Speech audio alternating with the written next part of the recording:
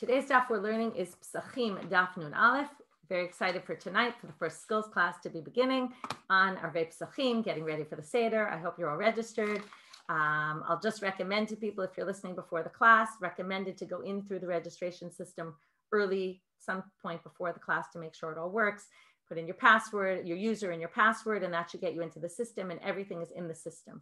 So recommended to do that in advance to make sure you don't have any technical issues. Okay, we're going to start now with the bottom of Nun Amud Bet. Today's daf is just sponsored by Paula Winnig in memory of Rabbi Robert Ruby David, Zichrono Livracha, father of Suri Davis Stern, in memory of someone who took pride in his learning and his transmission of his learning to his family and his students, particularly my dear friend Suri Davis Stern. Okay, we're going to, today is a fascinating daf, one of the very famous daf in Shas, all about customs as we started yesterday. We're going to get to some very famous issues, and I'm even going to mention a very basic fundamental machloket between Tosfot and the Ran about minhagim, which will be very interesting. We'll get to it later. So we're going to start with these two cases at the bottom of Nun Amud Bet about sons of people or people who lived in communities where there was a certain custom and they wanted to change the custom, or maybe they wanted to change the custom, or maybe someone else wanted to change their custom. So we're going to see. B'nai Baishan, the people in Baishan, nahug delo ba'azli mitzor l'tzidon b'malei shabta. They wouldn't travel from Tzor to Sidon. These are cities in southern Lebanon of nowadays. They wouldn't travel from one city to the other. There was a shuk in one of the cities. We learned about this in Masechet Shabbat when we talked about boat travel. Boat travel you can't really do before Shabbat on Wednesday, Thursday, or Friday. But in those days, they specifically would travel from Tzor to Sidon because those cities were very close to each other and you could get there easily. First of all, the shuk was on Friday, so people wanted to go to the shuk on Friday, and you could get there very easily back and forth, and there was no problem that you'd ending up accidentally on your boat on Shabbat. But they decided that they didn't want to do it. Okay, seemingly they were machmir, they wanted to be stringent about this. So it says here, Atu banayu kamei de Rabbi Yochanan, but their sons came in front of Rabbi Yochanan, and they said, Amrulo, Ahavaton efshar lehu, anan lo efshar lehu. Our fathers could afford not to go to the shuk on Friday. Usually the prices in the shuk are cheaper. You know, they had money, they could afford it, but we're struggling. We can't afford to not go to the shuk on Friday. So Amar lehu kfar kivlu avotecha malehem. He said, sorry, there's nothing I can do about it. Your fathers already took upon themselves this minhag, and I can't change it. And that you have to keep what your fathers do.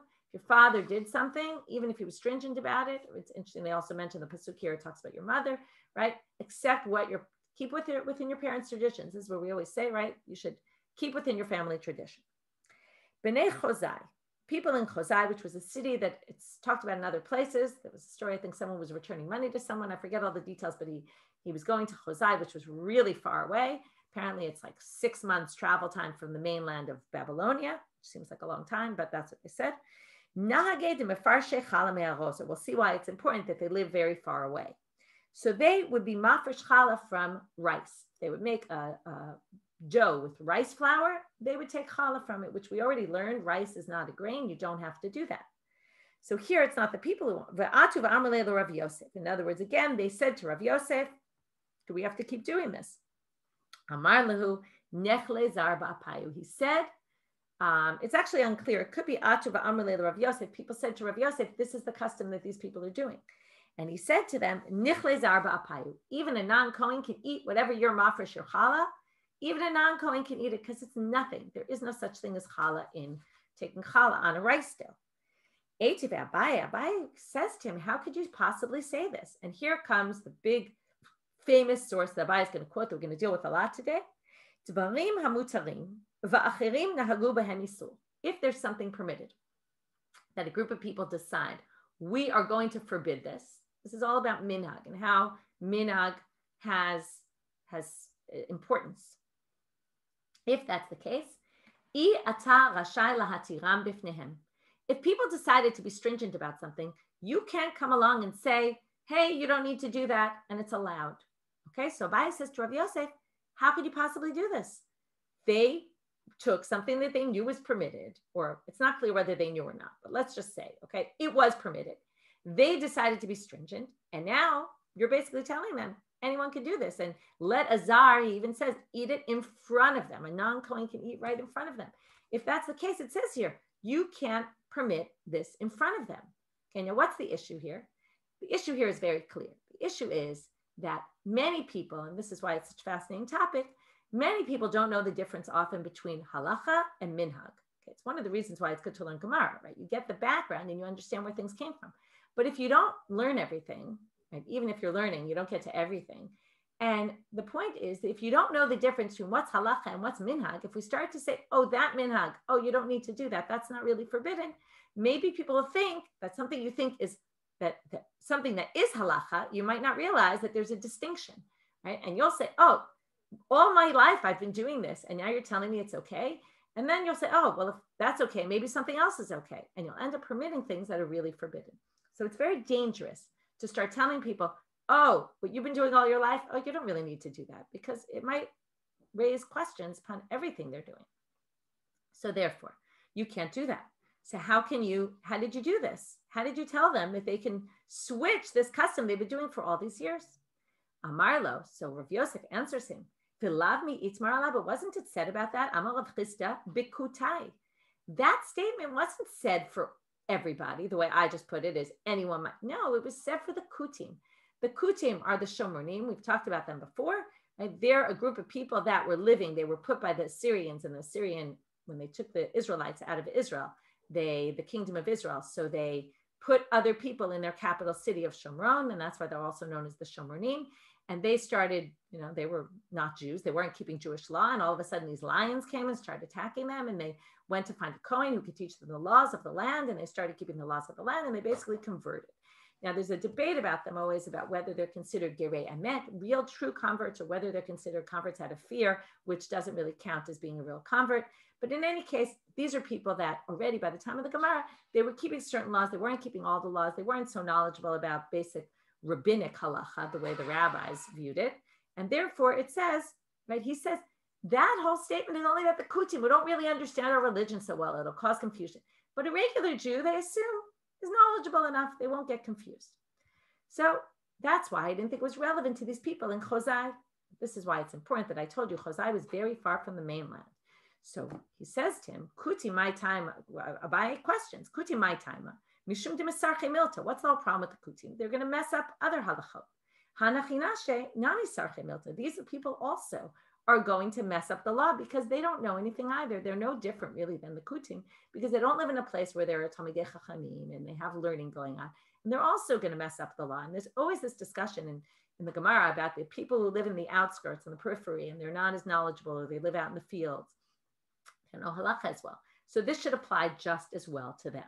So Abaye is questioning Rav Yosef's psak, and now comes in Rav Ashi, which is weird because he's really 2 generations later, but he comes in and pipes into the sugya. Ela Amar Rav Ashi, he explains, chazina. It depends. We have to look, chazina milashon lechazot, to see. He says we assess the situation. Ruban orez achle, it depends. If they mostly eat rice flour dough, most of their dough is rice flour, right? Like in Vietnam, let's say, that's almost all they use. Then lo nichle zar ba'apayu. Then you shouldn't have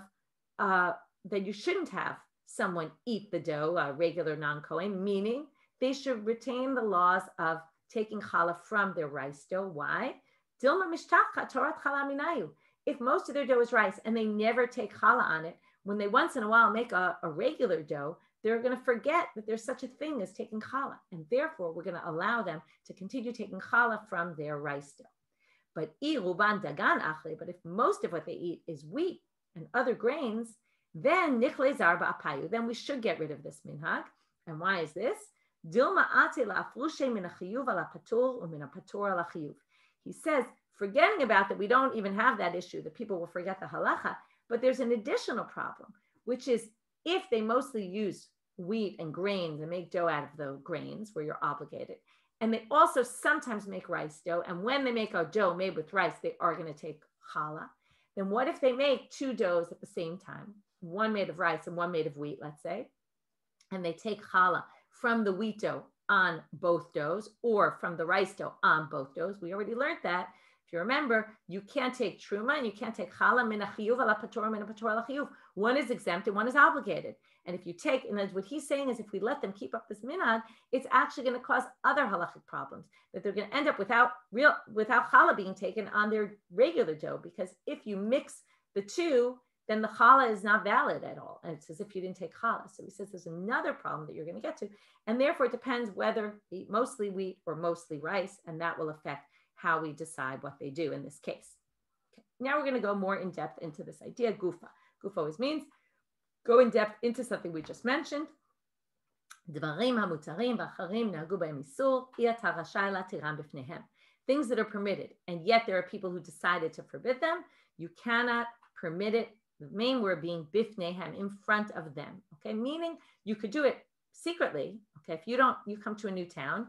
Okay, which we're going to have to reconcile this with what happened to Chumwei Makom Shalach Lisham, right? It sounds like here you just can't permit it in front of them, but you could maybe do it secretly. We're going to have to get back to that issue also. So Amar of Chisda, as we said before, but Kutai Askinan. It's talking about Kutim only. So now they say Vikule Alma Lo. Is this not for everybody? Wouldn't this be relevant for everyone? And now we're going to bring 3 stories that I charted out because you'll see a lot of the details are the same in all 3 stories with minor variations. Each of the stories, if you already look at the 3rd line of the chart, the Maaseh happens with, okay, in the first 2 stories, it's in Yehuda with Hillel, with Yehuda and Hillel, the sons of Rabban Gamliel. And the 3rd story is with Rabban Shimon ben Gamliel. Why is that important? Because if you think about who these people were, they were big Talmidei Chachamim, and they were from the family of the Nasi. So they were very prominent people. And it's going to be interesting to see this story in light of the fact that these were very prominent people in society. And people knew them. They were famous. So now what happens? So each time we're going to hear a halacha. Then we're going to hear a minhag that was more strict than the base halacha. Then we're going to see people like Yehuda and Hillel or Rabban Shimon ben Gamliel go to a new place. And they do like their minhag, which is to be lenient. And then we're going to see the reaction of the people. And then we're going to see the reaction of Hillel and Yehuda or Rabban Shimon ben Gamliel to the people's reaction to them. That's going to be the basic structure of each story. V'hatanya, doesn't it say in a Braita, Rochatzin shnei achim ke'echad? 2 brothers can bathe naked in a bathhouse without a problem. Ve'ein rochatzim shnei achim b'kavul, but in the city of Kavul, they wouldn't allow 2 brothers to bathe naked in the bathhouse together. Okay, it doesn't necessarily mean bathe, it just means right to be naked in the bathhouse. So they're not allowed to do that in the city of Kavul, which is near Akko. U'maaseh b'Yehuda v'Hillel banav shel Rabban Gamliel sherachatzu shnehem ke'echad b'Kavul. Yehuda and Hillel, the sons of Rabban Gamliel, get to Kavul and they go and bathe together. They had no idea, it seems, that this was the minhag in that town. La'aza alehen kol hamedina. They start screaming at them, "What are you doing? You can't do this."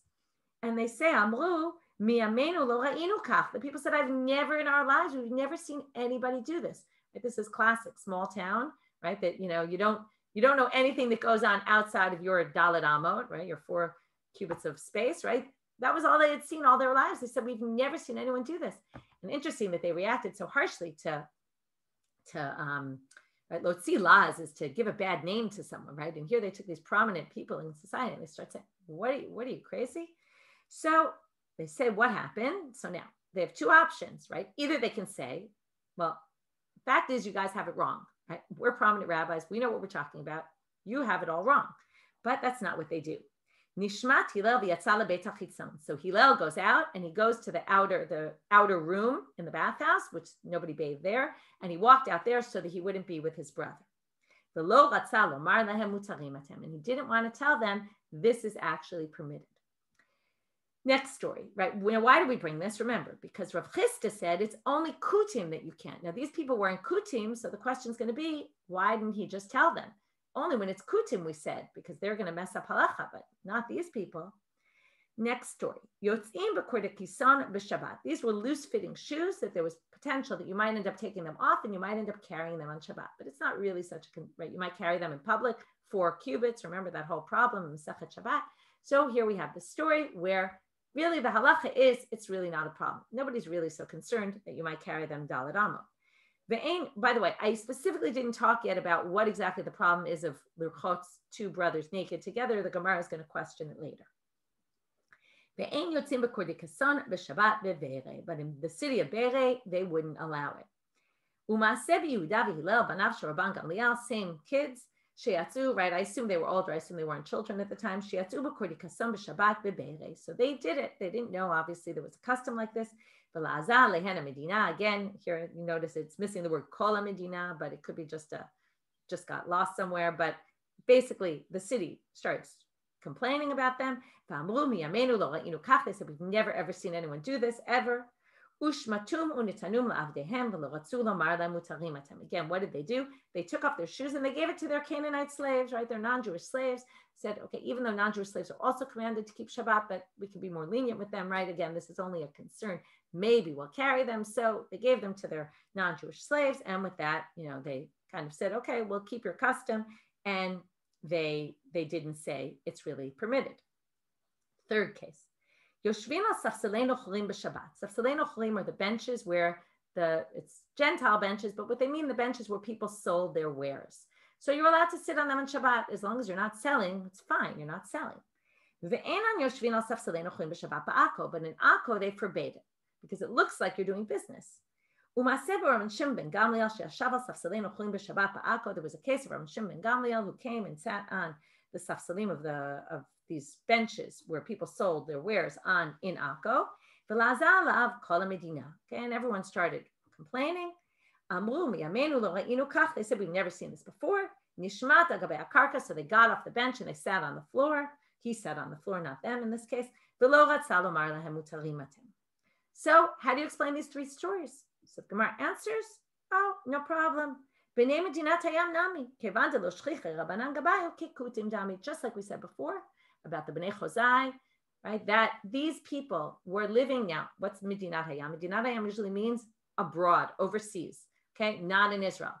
This is strange because these cities are in Israel, but the assumption is these are on the outskirts of Israel. And we see a bunch of sugyot where Akko is kind of on the periphery, okay? And that's why it's interesting the Kavul is near. I forgot where Bere is, but these are cities not close to the mainland, not close to where people are, where there's rabbis and halacha.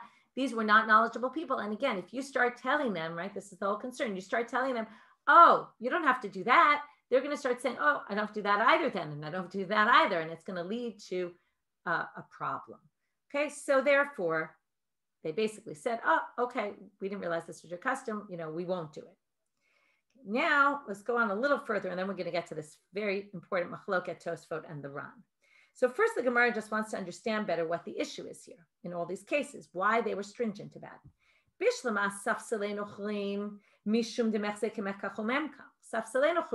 it looks like you're doing business. You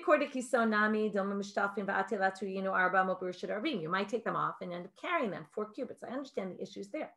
But why can't they bathe together? As it says in a Braita, with everyone you can bathe, except for your father-in-law, the wife, the husband of your mother, right? If your mother has a different husband, right? That's not your father. And your sister's husband. The idea here is that it's going to make you start thinking about how you were born, how your wife was born, how your sister. You start thinking about, we don't want you to have those thoughts, so it's not permitted. Rabbi Yehuda matir ba'aviv mipnei kvod aviv. Rabbi Yehuda actually permits your father if you need to help your father. Your father's elderly, needs your help bathing. Then obviously it's allowed. He says, "Vuadin leba'al imo," and same thing with your mother's husband. Also, you're permitted if they need it. So, what's the issue here? Well, based on that, they said if you can't be with your husband, with your sister's husband, then we should forbid 2 brothers because maybe they'll think that you can also be with your sister's husband, and therefore your brother-in-law. So basically they forbade your brother so that you don't end up with your brother-in-law. So that was their chumrah. And one last thing about this, Tana Talmid lo yerchatz im rabo v'im rabo tzarich lo mutar. Okay, so they say also a student shouldn't bathe with his rabbi, but if his rabbi needs him, then he's allowed to serve his rabbi and help him to bathe. Okay, getting back to the very interesting topic about minhag. So Tosfot basically raises a bunch of things here. I'm going to read a few lines of the Tosfot. It's the top of Nun Aleph Amud Aleph if you have a Gemara in front of you. So in the third line, he says, Dvarim hamutarim. Okay, first he quotes another Gemara. He says, how was Rebbe Matir in Beit Shan? Okay, if we have this klal, the Dvarim hamutarim, achirim nagu b'misul, right? So was he able to do that? So he says, this is sheyod'im shehem mutarim. I'm on the fourth line. Vehem rotzim lahachmir al atzmam. He says that when we say dvarim hamutarim, it's a case where the people thought it was mutal, but they said we're going to be strict anyway. Okay, meaning there has to have now he says later on, seems like these people didn't know that it was just a chumrah. Okay, but he says originally when they decided it, somebody knew that these were actually, and it's where did the minhag first start? It started based on the premise that we know it's allowed, and yet we want to be stringent. That's very different than what? Than a minhag ta'ut. He says a minhag ta'ut, okay, aval dvarim shenoagim behem machmat ta'ut, shesovrim shehu asur behu mutar. But if things that people are doing is based on a mistake, okay, this is the fascinating question. What if it's a mistake, right? If it's a mistake, so he says, Yachol latir b'fneihem. Then of course tell them, oh, it's a total mistake what you're doing. And then fix it. That's Tosfot's approach. So Tosfot, we're going to see, makes three categories. Right now we're up to two. One is the people decided we're going to be stringent even though it's permitted. That's where we say you can't be matir b'fneihem, okay, if they're not the most knowledgeable of people. If they did it because of a mistake, of course you should correct them. Okay, you shouldn't let the minhag continue. You're allowed to tell them this was a mistake. And then he says, he jumps down a few lines and he says, well, but what's the problem? Ve'im tomar demashma dedafka bebnei medina or bekutim eno rashai lahatir, aval b'fnei chachamim or shelo b'fneihem mutar. Now he raises the other question, which is, but wait, this was only, you can't permit it in front of them if they're not knowledgeable. But what if they're knowledgeable? Then, right, if according to Tosfot, is they know it's permitted, but yet they're stringent. Isn't that a classic chumrei makom? And what did we learn in the Mishnah? V'hatnan, right? Notnim alav chumrei makom sheyatzah misham v'shahalach l'sham, which means you can't just say, oh, this is permitted. Let's say you go to a city and there's some Talmidei Chachamim that are doing some minhag and that everyone knows it's permitted. They're stringent. According to our Gemara, we just said, this whole idea of means I could go do it myself, right? If Hillel and Yehuda were there, they'd be able to do whatever they wanted because it's Talmidei Chachamim. So they could, in their face, do that. But how could they possibly do that? We learned in the Mishnah. You have to take on the chumrei makom shalach l'sham. So if that's the minhag in that city, you have to take on the minhag in that city. So how do we explain that? That doesn't seem to jive. So Tosfot comes up with this theory. He says the Ri in Tosfot says v'omer Ri dematnitin ayre b'minhag chashuv shenhigu al pi talmidei chachamim v'hacham ayre shenagu b'nei medina me'atzmam. He distinguishes between two types of minhagim. And now I'm going to summarize all of Tosfot. Tosfot says there's a minhag chashuv that the rabbis institute. There's different levels.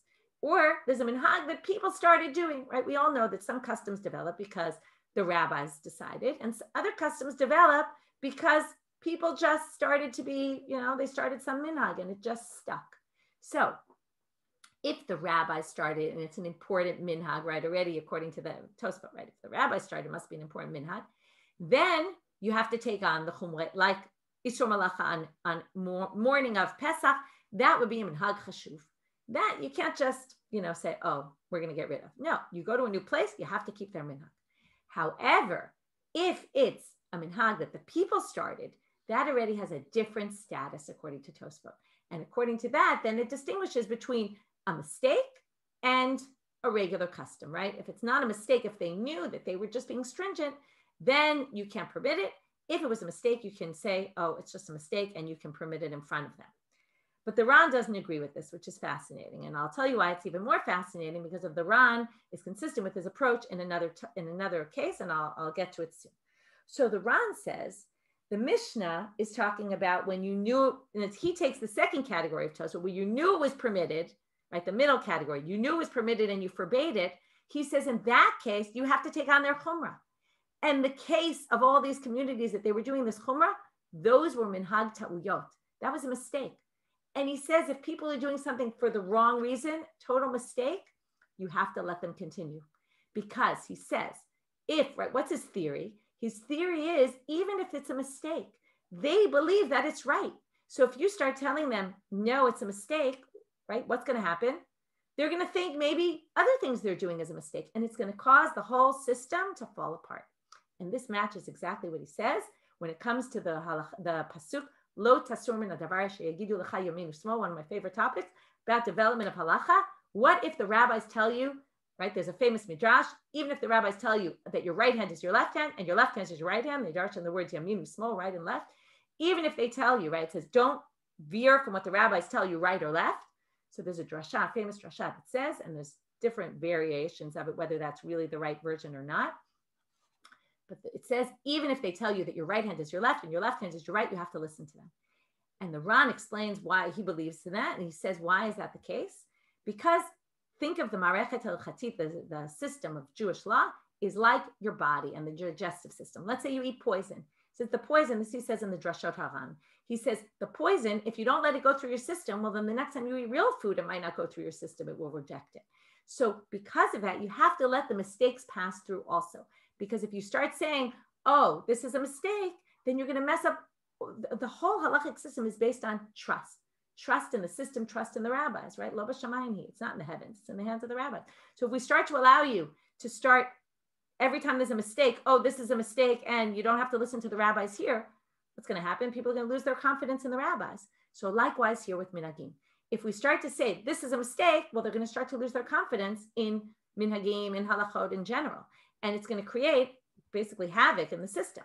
So to keep the system, right? So it's very interesting that he's very consistent with what he says here and there, which makes sense. It's his whole,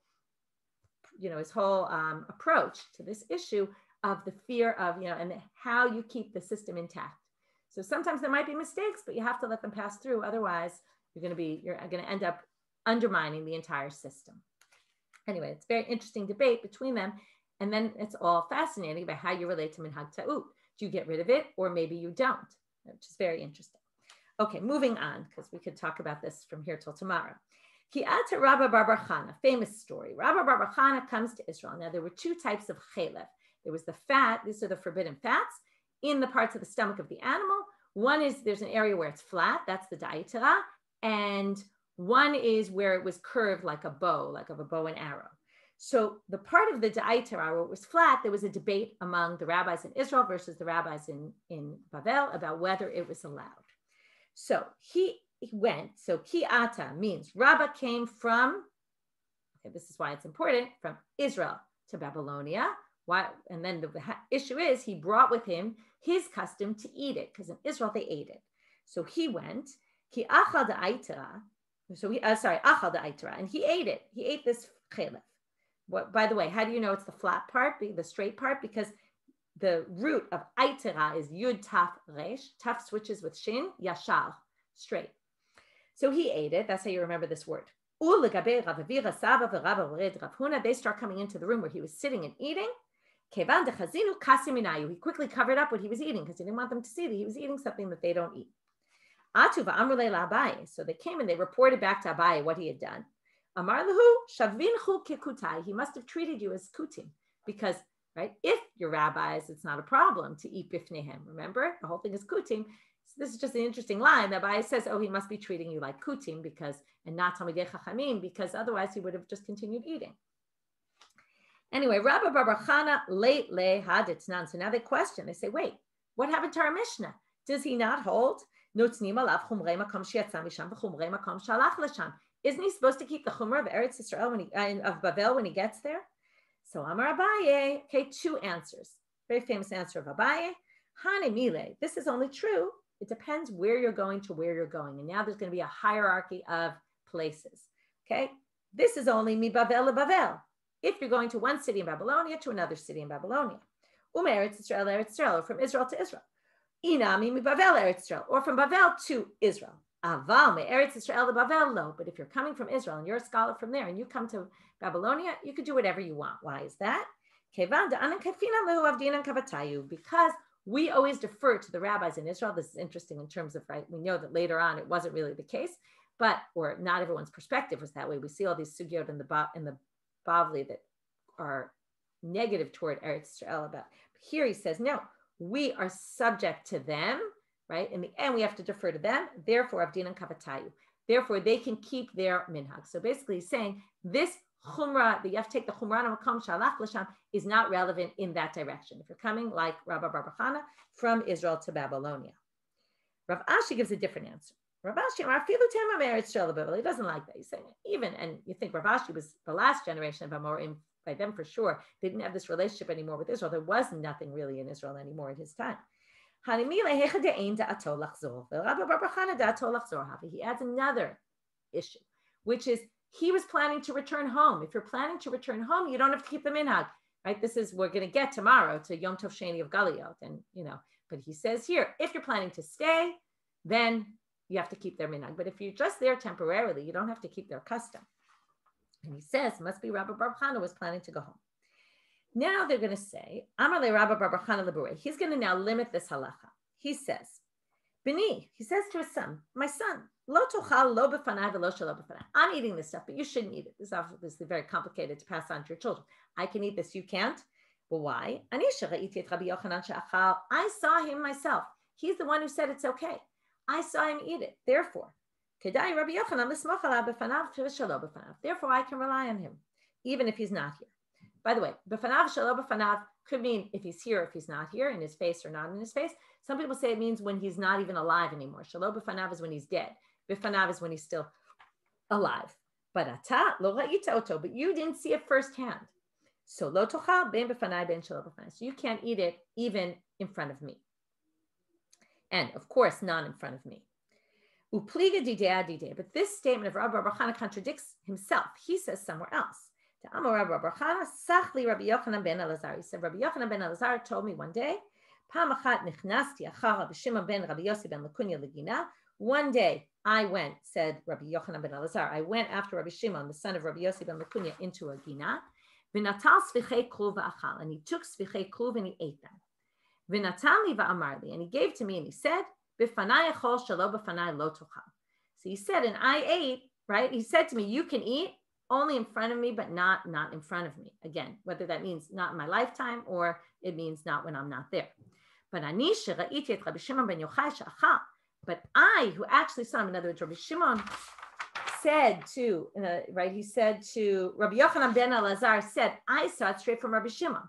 So I can do it, Anisha Ra'iti, Kedayu Rabbi Shimon ben Yochai l'smoch alav b'fanav v'shelo b'fanav. I can rely on him whether he's here or whether he's not. But you who are hearing it secondhand, you can't do it only b'fanai, but you can't do it shelo b'fanai. Now this distinguishes between the third-hand person is allowed to do it if they're with the second-hand person, or still that he's alive. But in the story, well, he told his son was, you can't even do it with me, and I'm second-hand person. Okay, you can't even do it when you're with me. So there's a distinction here. Tosfot, I think it's Tosfot who talks about, or maybe it's Rashi. No, it's Rashi. Rashi says the difference is in that if he had learned it himself, he would have been able to pass it on to the next. It's all about, did you learn the sugya yourself and did you understand it properly? If you just do it because you're copying someone, then you're considered secondhand. But if you actually learned it, which again goes to the importance of learning things and understanding them, then you have more power to kind of pass it on to the next person. But in any case, there's a contradiction between what Rabbi Bar Chana said in each of the places, where one he says you can't, third generation can't do, or third hand can't do anything, or third can do if they're with the second person. And therefore they leave it as contradiction, they don't answer it. What they now want to understand is, what are I specifically didn't explain them yet, but we'll get to it. What are svichei kluv, and what are we talking about? Kluv is cabbage. Svichim are cabbage that grows wild, and we're talking about on the Shemitah year. So my Rabbi Shimon, what is this opinion? Ditanya, Rabbi Shimon Omer, kol ha-svichin asurim. Whatever grows wild, you're allowed to eat on the Shemitah year. We just talked about this, but not once there's no longer any Shemitah in any produce in the field. So normally we assume this means that type of produce, like we talked about cucumbers, when the cucumbers are done in the field, so you can't eat them anymore in your house. But chutz misvichei kluv, why? She'en kayotze behem bayerek hasadeh, because they never finished. There's always something left there that the animals can eat. Okay, what they claim is that again, there's different explanations, but the roots are still always there. They last all winter, and the roots can actually be eaten by the animals. Okay, so I don't know if they mean the roots or maybe the stalk or something, but it must be something that's a little bit stalk-like that stays in the ground, and the animals can always eat that. So there is no end time for them, and that's why you can always eat them. So now they say, they say everything including the cabbage. And that's why they were going by this heter of Rabbi Shimon. Both of them agree with Rabbi Akiva, and they're based on that. It says if you get to the Shemitah year at the end of Sefer Vayikra, it says if you get to the Shemitah year and you say, what are we going to do? We can't plant and we can't gather. So something in that pasuk doesn't make sense. Rabbi Akiva, if we don't plant, what you don't need to say we can't plant, we can't gather. There's nothing to gather if you don't plant. So we learned from here that even things that grow wild are forbidden, because otherwise, if we can't gather, that means we can't gather even things that grow wild. And again, it's only once there are no longer any left in the field, then we can't gather them anymore. So what's the debate about the cabbage, if they both agree with that?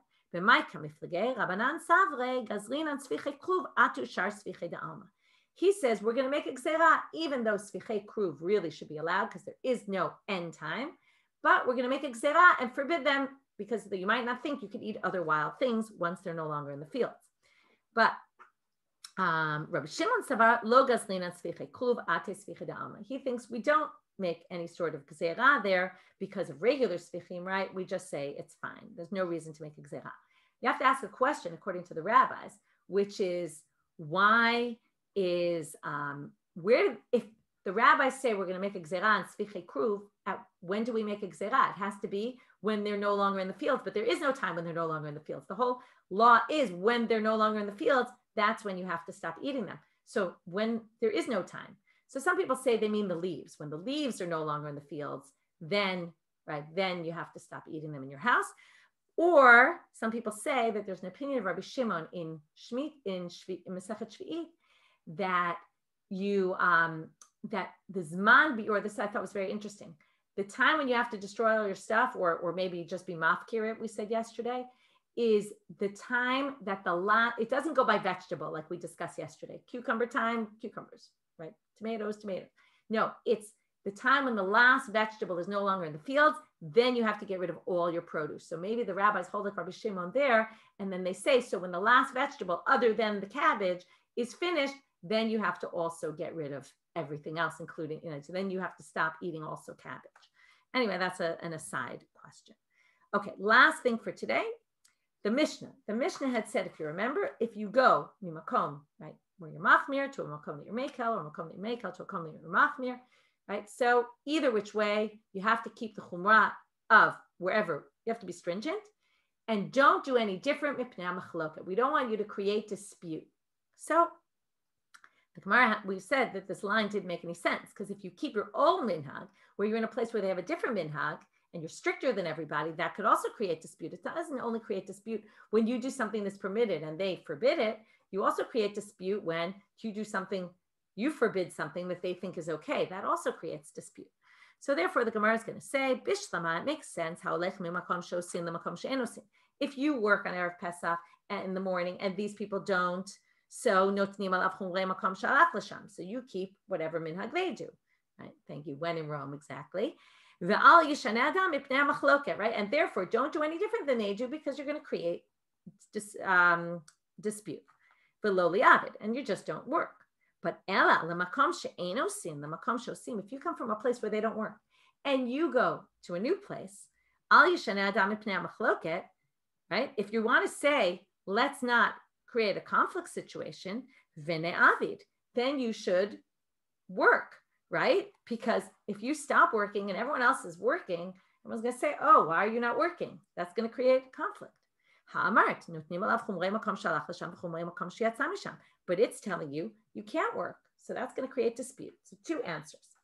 Amar Abai Aresha. Abai says very simply, that line, Al Yishan Adam Mipnei Machloket, doesn't really belong where it is.